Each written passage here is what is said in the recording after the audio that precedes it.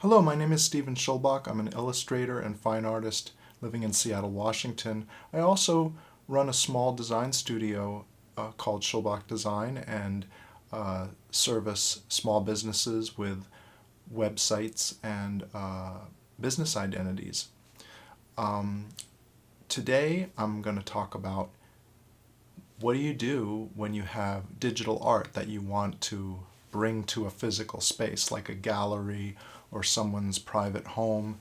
I have been, like all of us, doing a lot of virtual work, but I'm happy to say that the galleries are opening up now, and I thought of submitting to a show, and I got two of my three pieces into a show in Port Angeles, Washington, and at the Fine Arts Center there, and I'll have links to the details of the address and everything about that show and location.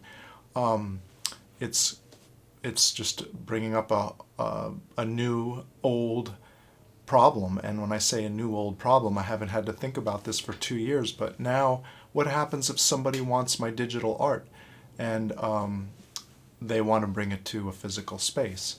It's been something that I'm sure some of you are thinking about too. Do you use an inkjet printer, or do you use Giclée Prints? And in my opinion, I always believe you should go with quality. And the inkjet printers, they're okay. You know, if you are selling to people who just want inexpensive disposable art, that's fine. But really, my suggestion is to use Giclée Prints. So I'm not too sure how much this camera is showing off how beautiful these prints are, but I was not expecting the color to be so accurate, and the print quality to basically reproduce my digital drawing that I did in Procreate. So the other thing to keep in mind, of course, is Giclées are more expensive than inkjet printers. So these prints were, in size, these prints are 12 by 12 and 12 by 16, and the cost for the 12 by 16 was $30, and the cost for the 12 by 12 was $24. So two prints, $54.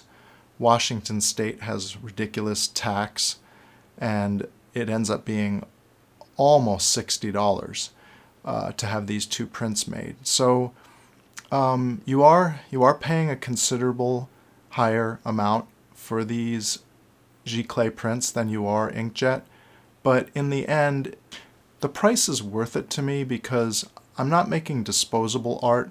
I'm making art that I know people are going to be hanging in their homes for a long period of time, and the print has to be UV protected, which is what Giclée prints are supposed to be.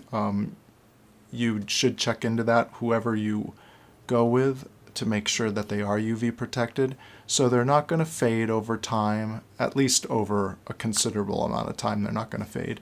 The colors will stay true. And one question you might have is, should I get one print or do multiple prints? I test out which pieces are popular through the response on Instagram and other social media, and that will motivate me to make one print, and then I will test out if that sells, and then make multiples, and then make it into a series if there seems to be a demand. But I wouldn't just jump into making multiple prints of the same piece until you really are sure that people want them. Also, I had another experience with Giclée Prints where somebody requested that I provide many prints for them, and this piece was a skyline of Manhattan, and I already knew that I was selling 10 of these pieces. That was the only reason why I went ahead and made multiple prints and made it into a series, because I already knew I was selling 10 of these pieces. It's time to bring your digital art into a physical space. Hope you liked the video.